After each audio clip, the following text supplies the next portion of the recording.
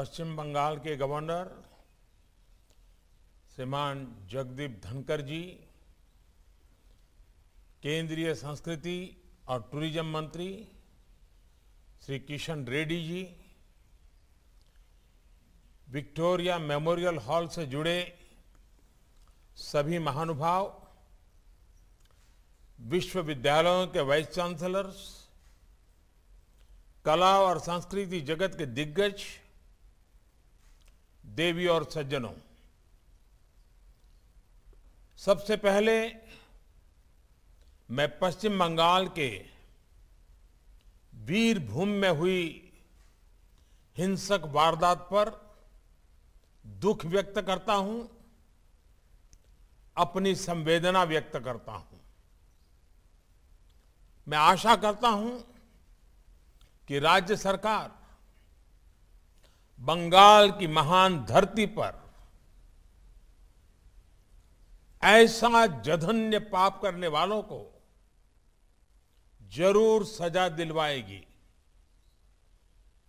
मैं बंगाल के लोगों से भी आग्रह करूंगा कि ऐसी वारदात को अंजाम देने वालों को, ऐसे अपराधियों का हौसला बढ़ाने वालों को कभी माफ न करें। केंद्र सरकार की तरफ से मैं राज्य को इस बात के लिए भी आश्वस्त करता हूं कि अपराधियों को जल्द से जल्द सजा दिलवाने में जो भी मदद वो चाहेगी, भारत सरकार मुहैया कराई जाएगी। साथियों, आजादी का अमृत महोत्सवेर पुन्नो पालोन लागने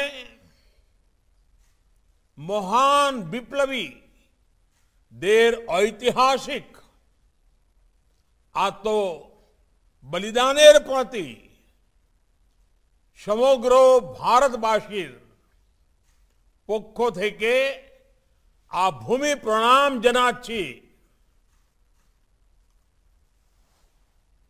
शहीद दिवस पर मैं देश के लिए अपना सर्वस्व न्योछावर करने वाले सभी वीर वीरांगनाओं को कृतज्ञ राष्ट्र की तरफ से भावांजलि अर्पित करता हूं। श्रीमद् भागवत गीता में भी कहा गया है, नैनम छिदन्ति शस्त्राणि नैनम दहति पावकः, यानी ना शस्त्र जिसे काट सकते हैं, ना अग्नि जिसे जला सकती है। देश के लिए बलिदान देने वाले ऐसे ही होते हैं, उन्हें अमृतत्व प्राप्त होता है। वो प्रेरणा के पुष्प बनकर पीढ़ी दर पीढ़ी अपनी सुगंध बिखेरते रहते हैं। इसलिए आज इतने वर्षों बाद भी अमर शहीद भगत सिंह, राजगुरु और सुखदेव के बलिदान की गाथा देश के बच्चे बच्चे की जुबान पर है। हम सबको इन वीरों की गाथाएं देश के लिए दिन रात मेहनत करने के लिए प्रेरित करती हैं। और आजादी के अमृत महोत्सव के दौरान इस बार शहीद दिवस का महत्व और भी बढ़ गया है। देश आज आजादी के लिए योगदान देने वाले नायक नायिकाओं को नमन कर रहा है, उनके योगदान की स्मृति को ताजा कर रहा है। बाधा जतिन की वो हुंकार, आमराम और वो जात जांगबे, या फिर खुदराम बोस का आह्वान, एक बार विदाई दे मां, एक बार विदाई दे मां, घुरे आशी। पूरा देश आज फिर याद कर रहा है। बंकिम बाबू का वंदे मातरम तो आज हम भारतवासियों का ऊर्जा मंत्र बन गया है। झांसी की रानी लक्ष्मीबाई, जलकारी बाई, कित्तूर की रानी चेन्नम्मा, मातंगिनी हाजरा, बीना दास, कमला दास गुप्ता, कनकलता बरुआ, ऐसी कितनी ही वीरांगनाओं ने स्वतंत्रता संग्राम की ज्वाला को नारी शक्ति से प्रज्वलित किया। ऐसे सभी वीरों की स्मृति में आज सुबह से ही अनेक जगहों पर प्रभात फेरियां निकाली गई हैं। स्कूल कॉलेजों में हमारे युवा साथियों ने विशेष कार्यक्रम आयोजित किए हैं। अमृत महोत्सव के इसी ऐतिहासिक कालखंड में शहीद दिवस पर विक्टोरिया मेमोरियल में विप्लवी भारत गैलरी का लोकार्पण हुआ है। आज नेताजी सुभाष चंद्र बोस,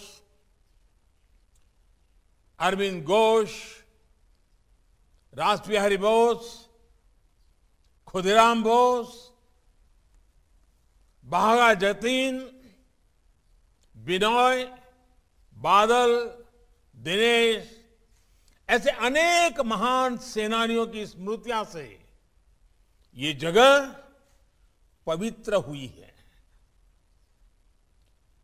निर्भीक सुभाष गैलरी के बाद आज विप्लवी भारत गैलरी के रूप में पश्चिम बंगाल की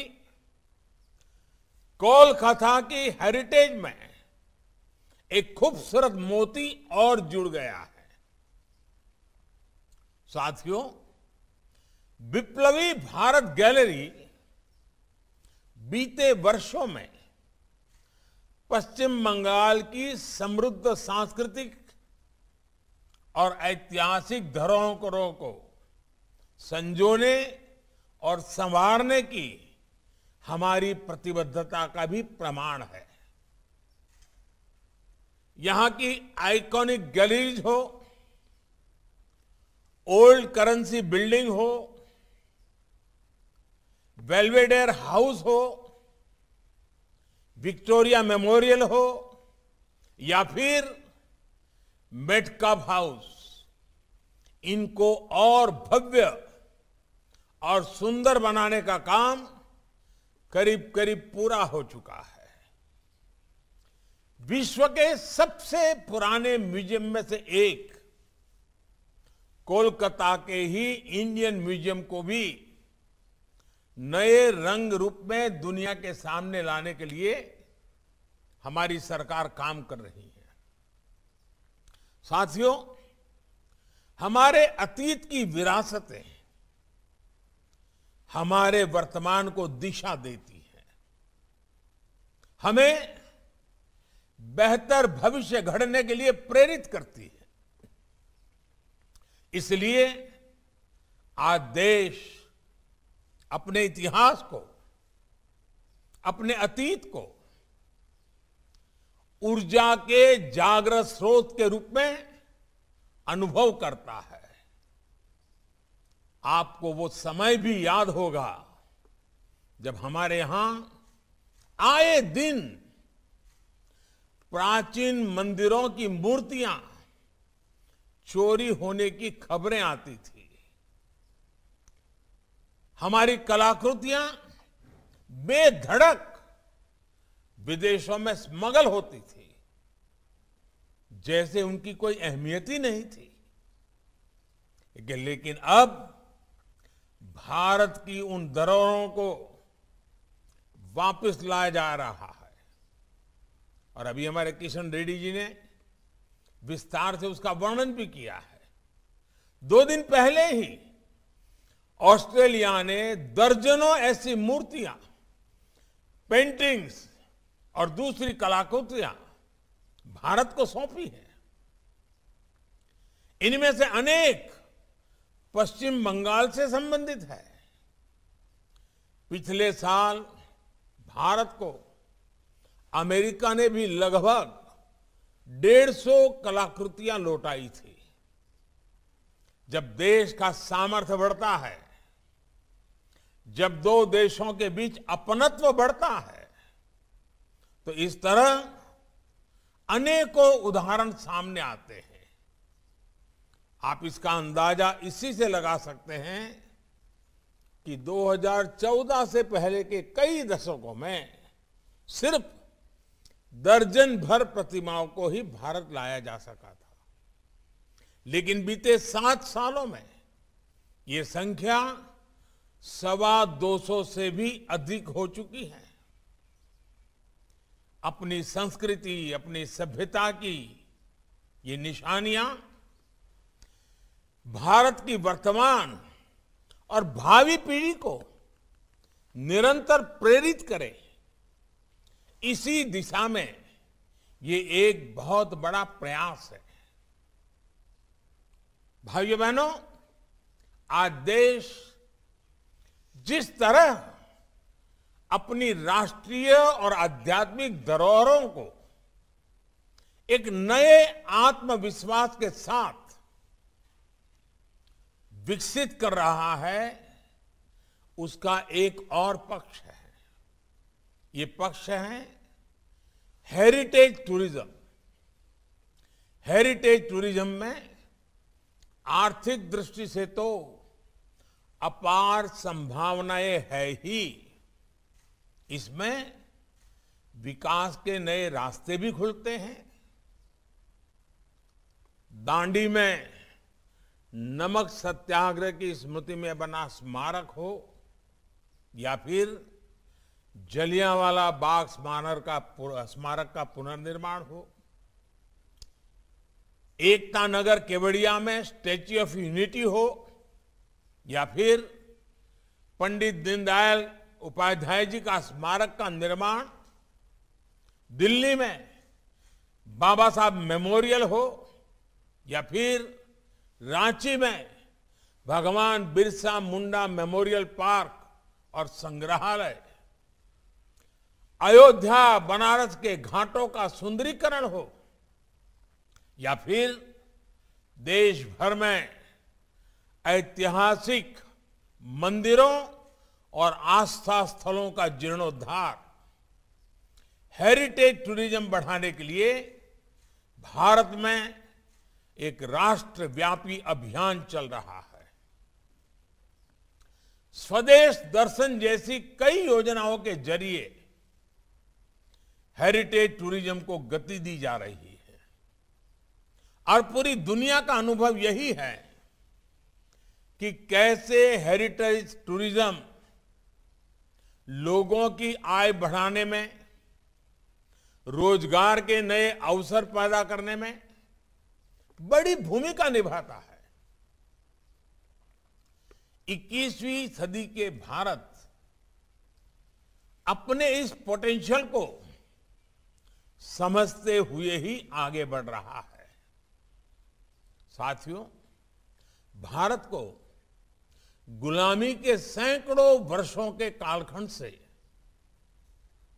आजादी 3 धाराओं के संयुक्त प्रयासों से मिली। Shivagayatri enterprises distributors for submersible pumps మీ గృహ వ్యవసాయ పారిశ్రామిక నీటి అవసరాలకు స్పైరన్ మరియు కోర్సా సబ్మెర్సిబుల్ పంప్స్ మరియు distributors for water softeners, Himajal, RO plus alkaline water purifiers.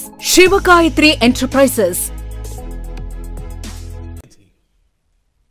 एक धारा थी क्रांति की, दूसरी धारा सत्याग्रह की और तीसरी धारा थी जन जागृति और रचनात्मक कामों की। मेरे मन में ये तीनों ही धाराएं तिरंगे के 3 रंगों में उभरती रही है। मेरे मन मस्तिष्क में बार बार ये भाव प्रकट होता है। हमारे तिरंगा का केसरिया रंग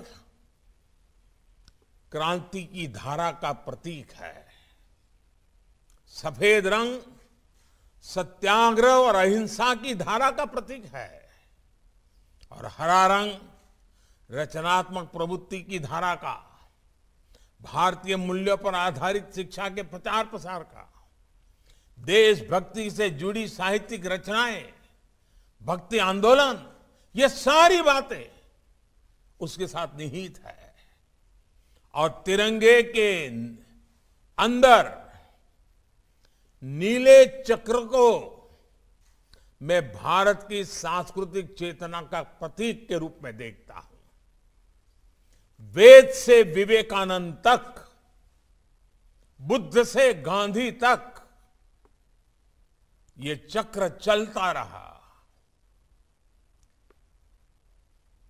मथुरा के वृंदावन, कुरुक्षेत्र के वृंदावन के मोहन, उनका सुदर्शन चक्र और पोरबंदर के मोहन का चरखाधारी चक्र, ये चक्र कभी रुका नहीं। और साथियों, आज जब मैं विप्लवी भारत गैलरी का उद्घाटन कर रहा हूं तो तिरंगे के 3 रंगों में नए भारत का भविष्य भी देख रहा हूं। केसरिया रंग अब हमें कर्मठता, कर्तव्य और राष्ट्रीय सुरक्षा की प्रेरणा देता है।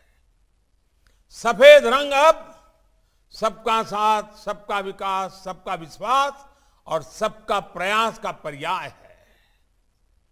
हरा रंग आज पर्यावरण की रक्षा के लिए, रिन्यूएबल एनर्जी के लिए भारत के बड़े लक्ष्यों का प्रतीक है। ग्रीन एनर्जी से लेकर ग्रीन हाइड्रोजन तक, बायोफ्यूल से लेकर के इथेनॉल ब्लेंडिंग तक, नेचुरल फार्मिंग से लेकर गोवर्धन योजना शुरू तक, सब इसके प्रतिबंध बन रहे हैं। और तिरंगे में लगा नीला चक्र आज ब्लू इकोनॉमी का पर्याय है। भारत के पास मौजूद अथाह समुद्री संसाधन, विशाल समुद्री तट, हमारी जल शक्ति भारत के विकास को निरंतर गति दे रही है। और साथियों, मुझे खुशी है कि तिरंगे की इस आन बान और शान को और बढ़ाने का बीड़ा देश के युवाओं ने उठाया हुआ है। ये देश के युवा ही थे जिन्होंने हर दौर में भारत के स्वाधीनता संग्राम की मिसाल अपने हाथ में थाम रखी थी। आप याद करिए, आज के दिन जब भगत सिंह, सुखदेव, राजगुरु को फांसी हुई तो ये 23-24 साल के ही नौजवान थे। खुदीराम बोस की उम्र तो फांसी के समय इनसे भी बहुत कम थी। भगवान बिरसा मुंडा 25-26 साल के थे। चंद्रशेखर आजाद 24-25 साल के थे। और इन्होंने अंग्रेजी हुकूमत को थरा कर रख दिया था। भारत के युवाओं का सामर्थ्य ना तब कम था और ना आज कम है। मैं देश के युवाओं से कहना चाहता हूं, कभी अपनी शक्तियों को, अपने सपनों को कम नहीं आंकिएगा। ऐसा कोई काम नहीं जो भारत का युवा कर ना सके। ऐसा कोई लक्ष्य नहीं जो भारत का युवा प्राप्त ना कर सके। आजादी के 100 वर्ष होने पर भारत जिस भी ऊंचाई पर होगा, 2047 में हिंदुस्तान जहां जिस ऊंचाई को पहुंचेगा, वो आज के युवाओं के दम पर ही होगा। इसलिए आज जो युवा है, उनके जीवन का सबसे बड़ा लक्ष्य होना चाहिए नए भारत के निर्माण में अपना योगदान। अगले 25 वर्षों में भारत के युवाओं की मेहनत भारत का भाग्य बनाएगी, भारत का भविष्य संवारेगी। साथियों, भारत की आजादी के आंदोलन ने हमें हमेशा एक भारत श्रेष्ठ भारत के लिए काम करने की प्रेरणा दी है। आजादी के मत वालों की क्षेत्रीयता अलग अलग थी, भाषाएं बोलियां भिन्न भिन्न थी, यहां तक कि साधन संसाधनों में भी विविधता थी। लेकिन राष्ट्र सेवा की भावना और राष्ट्रभक्ति एक निष्ठ थी। वो भारत भक्ति के सूत्र से जुड़े थे, एक संकल्प के लिए लड़े थे, खड़े थे। भारत भक्ति का यही शाश्वत भाव भारत की एकता, अखंडता आज भी हमारी सर्वोच्च प्राथमिकता होनी चाहिए। आपकी राजनीतिक सोच कुछ भी हो, आप किसी भी राजनीतिक दल के हो, लेकिन भारत की एकता अखंडता के साथ किसी भी तरह का खिलवाड़ भारत के स्वतंत्रता सेनानियों के साथ सबसे बड़ा विश्वासघात होगा। बिना एकता हम एक भारत श्रेष्ठ भारत की भावना को भी सशक्त नहीं कर पाएंगे। देश की संवैधानिक संस्थाओं का सम्मान, संवैधानिक पदों का सम्मान, समस्त नागरिकों के प्रति समान भाव, उनके प्रति संवेदना देश की एकता को बल देते हैं। आज के इस समय में हमें देश की एकता के खिलाफ काम कर रहे प्रत्येक तत्व पर नजर रखनी है, उसका कड़ाई से मुकाबला करना है। आज जब हम आजादी का अमृत महोत्सव मना रहे हैं, तो एकता के इस अमृत की रक्षा करना ये भी हमारा बहुत बड़ा दायित्व है। भाइयों बहनों, हमें नए भारत में नई दृष्टि के साथ ही आगे बढ़ना है। ये नई दृष्टि भारत के आत्मविश्वास की है, आत्मनिर्भरता की है, पुरातन पहचान की है, भविष्य के उत्थान की है, और इसमें कर्तव्य की भावना का ही सबसे ज्यादा महत्व है। हम आज अपने कर्तव्यों का जितनी निष्ठा से पालन करेंगे, हमारे प्रयासों में जितनी पराकाष्ठा होगी, देश का भविष्य उतना ही भव्य होगा। इसलिए आज कर्तव्य निष्ठा ही हमारी राष्ट्रीय भावना होनी चाहिए। कर्तव्य पालन ही हमारी राष्ट्रीय प्रेरणा होनी चाहिए। कर्तव्य ही भारत का राष्ट्रीय चरित्र होना चाहिए। और ये कर्तव्य है क्या? हम बहुत आसानी से अपने आसपास अपने कर्तव्यों के संबंध में निर्णय भी कर सकते हैं, प्रयास भी कर सकते हैं, परिणाम भी ला सकते हैं। जब हम सड़कों पर चलते हुए, ट्रेनों में, बस अड्डों पर, गलियों में, बाजारों में गंदगी नहीं फैलाते, स्वच्छता का ध्यान रखते हैं, तो हम अपने कर्तव्य का पालन करते हैं।